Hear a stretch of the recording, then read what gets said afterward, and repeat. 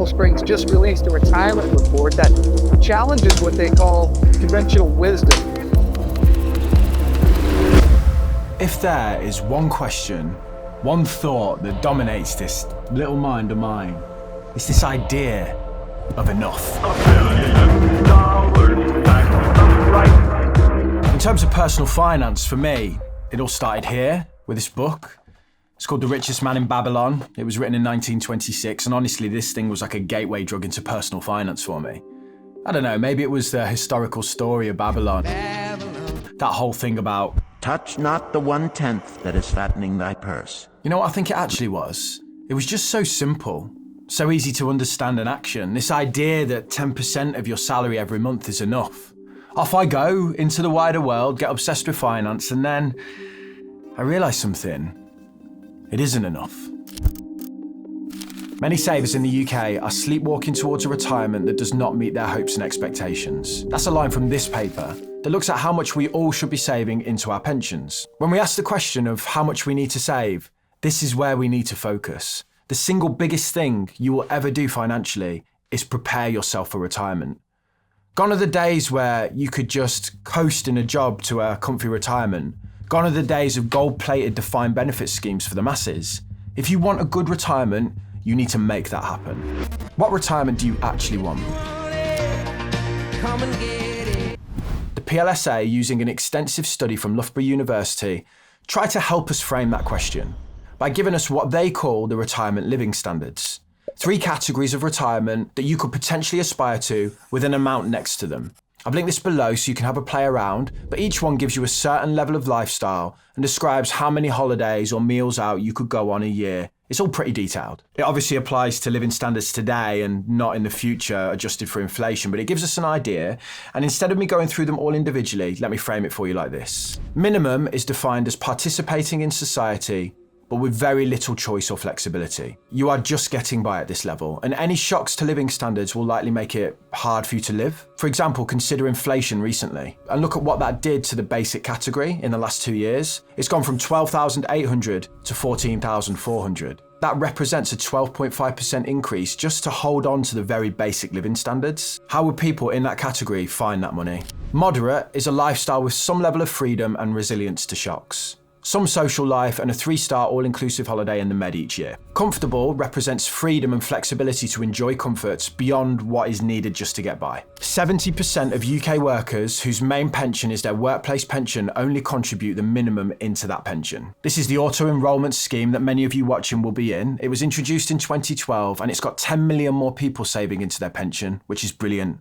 But it's also created this inertia, this complacency, to actually planning your retirement, with the vast majority of workers assuming that the 8% that's introduced by policymakers is a level that will mean that they get a comfortable retirement. What they don't realise is policymakers, the same people who set that 8%, have said that it isn't enough. This quote is taken from a 2017 paper written by the Department for Work and Pensions. The state pension, supplemented by automatic enrolment contributions of 8% of relevant earnings, would deliver around half the level of savings needed to deliver adequate retirement incomes for most individuals. Half. State pension and the basic employer match work-based pension is around just enough to get the average person to the minimum living standards as set out by the PLSA. What annoys me the most about this is the policymakers are not educating people on this. They bury this knowledge in dense 200-page documents. They should have it on billboards and be taking out ads. 12 million people are still under-saving for retirement. 38% of the UK workforce are not doing enough to prepare for an adequate retirement. The system that exists currently is one that is designed to get you just enough, the very basic minimum level of living standards. So when you reach retirement, you can, just simply exist. If you want better than that for yourself, you deserve better than that for yourself, well then you need to be saving more. But how much more? Let's go back to this paper to see what they said.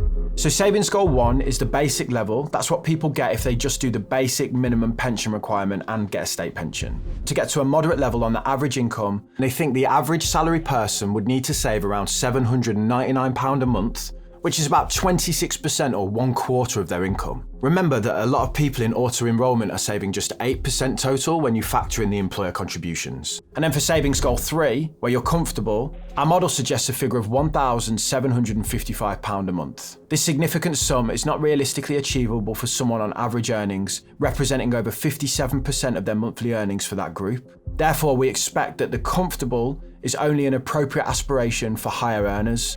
These are grim figures, aren't they? That you need to be saving 25% of your income just to get the moderate retirement, and that for most people being comfortable is unattainable. But I do just want to push back on this report a little bit. First of all, it only considers pensions, both state pension and then assets held in defined contribution schemes, like work-based pensions and potentially SIPs. It does not consider other accounts, such as a stocks and shares ISA. I build my ISA for use in retirement so that it gives me lots of flexibility and tax efficiency. I'll be able to use a combination of my ISA and my pensions to draw quite a large income every month tax-free. I link the ISAs I'm currently using below in every video, including any details of sign-up bonuses like free shares or anything like that. The paper also doesn't include anything like downsizing your home or inheritances, but I think we shouldn't really count on this stuff personally. But of course, it is an option and should form part of the overall picture. The focus and assumption that people will only have a work pension is not realistic. On top of this, the paper assumes a growth rate of 3% above inflation. So if the average rate of inflation is 3%, it would assume that your investments grow by 6%. But the average growth rate of the global stock market is around 5% after inflation for the last 100 years. This 2% makes a huge difference to the total returns. £300 a month for 30 years at 3%, which is the growth rate the paper assumes after inflation, would give you about £175,000. At 5%, which is the inflation-adjusted real return of the global stock market since 1920, that is £251,000. It also assumes that 10 years out, you start to de-risk the portfolio, as in you would start getting rid of equities or stocks and maybe buy things like bonds. This causes a significant decline in the return near to retirement. 1 year out from retirement, the return is estimated to only be 1%. Compounding is a bit of a hockey stick. A lot of the returns come at the end of the journey.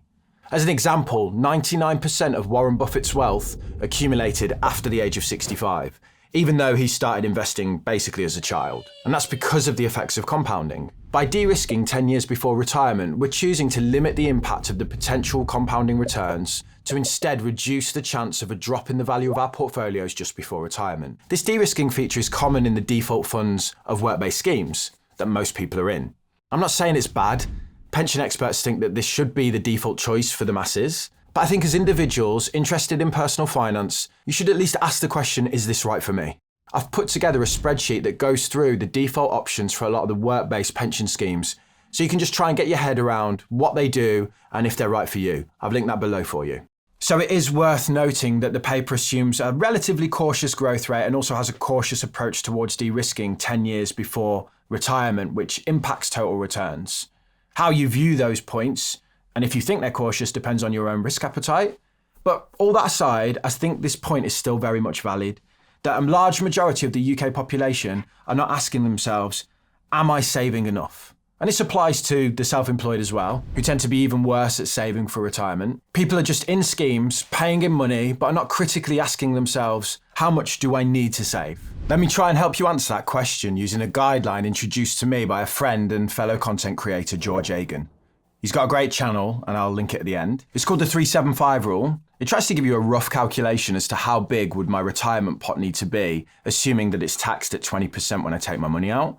Let's first of all go through a bit of an extreme example that's going to be very depressing, but then what we'll do is we'll get a bit more realistic about the levers that we can pull to make it easier. You're 20 years old, you want to be single forever, and you don't believe there'll be a state pension when you retire. You also have zero saved right now for retirement. This person then wants to retire at 68, and they want enough money from their pension each month to give them what 3k a month gets them today. They don't think that they'll have a mortgage anymore, and they won't be saving anymore because they're retired. So 3k in spending power they think will be enough. Our unnamed person, let's just call them David, wants 3k, multiply that by 375, and you get the number. 1.125 million. That's the pot that David needs to be able to draw approximately 3k a month as a rough guide, assuming 20% tax. So how much does David need to save or invest each month to get that figure? Remember, we said we want the same spending power. That means we need to accommodate for inflation over his lifetime, because a mistake many people make at this point is they hop onto a compound interest calculator, go, well, the S&P 500 returns 10% a year, and they bang that in. They then get to their target number really easily, but don't consider the impact of inflation and the fact that by the time they retire, 1 million quid won't be all that much money. So while you should look at this nominal rate, it is useful. Don't get excited by what's in this box here. We need to accommodate for inflation. And we do that by inputting a rate here that's had inflation taken off it. You'll remember the 3% the paper used before, and I pointed to the global average of 5%. That's taken from this annual research paper. It's actually closer to 5.5%, but let's just call it 5% after some fees are taken off. David would need to invest £475 a month every month for 48 years to hit his target by the time he hits state pension age. He would have more than this in his pension. If we add the 3% inflation back on, then this is the figure that he's actually got. But this is the inflation adjusted figure. This is the purchasing power of 3k a month today that he wanted in the future. I told you this would be depressing, didn't I? But let's just step back for a minute. If we assume that David gets his state pension in today's money, that's around £11,500 a year. He wants £36,000 a year. So actually the state pension is giving him a third of that, isn't it? So he only actually needs to get together £2,000 a month, not the full whack. That's an inflation adjusted pot of £765,000, not 1.1 million. So that would require around £325 a month now in savings. And don't forget the savings include the employer match as well, which helps you get there. And what if David finds himself a partner and they also get a state pension and they're also saving into a work-based scheme, significantly reducing the total burden on the household? Not to mention everything else, inheritances, downsizes, promotions, bonuses. Maybe they achieve a lower tax rate than 20%, that's going to help. And, just life. David is 20 and a lot will happen by the time he retires. The 375 rule is a rule of thumb. It's by no means perfect. And neither's assuming that someone will pay in the same amount every month for their whole life. Most people earn more as they get older, so they pay more in when they earn more. But this process really is just designed to allow you to stick a flag in the ground and go, at least I have a number now. At least I'm asking myself what is enough, and then potentially adjusting my savings rate today if I can, so that I can benefit from the long-term effects of compounding while I have more time on my side. That'll do the heavy lifting for you. Because, in reality, it's up to you to decide and to pay for the type of retirement that you want. And the current system is just making people coast to a retirement I think many will be disappointed with. Asking the question of, am I saving enough, and running some simple calculations is the place to start. So, where do we go from here? I started with this book, where is it? Right here. Because I remember how reassuring it was to have a number, 10%.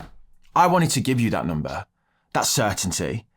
I've gone back and forwards on this video for so long, I've even had a haircut partway through it. As part of one of the rabbit holes that I went down, making this video, I always go down weird rabbit holes. I started to look up, what are the different definitions of Babylon to people? Because to me, to be honest, it was this ancient city from the book. It was a weird, slightly boring pop song by a British guy, and then it was also slang for boobies because of Ali G. I also found out that in Rastafarian culture it represents oppressive systems, and in the biblical context it depicts excess and greed. I even found this woman complaining about the length of her baby. One word and a load of different meanings. Sort of the case with retirement really, isn't it?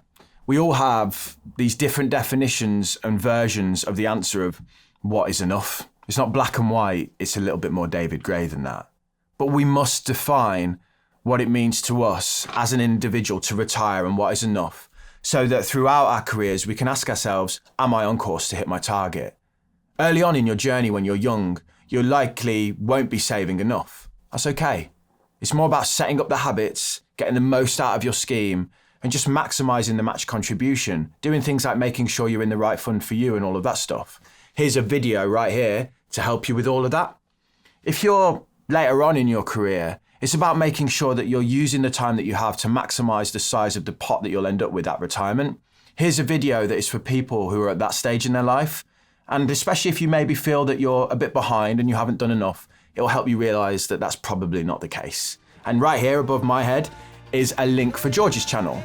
You could go watch him instead. He has loads of content on this topic, if you're sick of listening to me Babylon.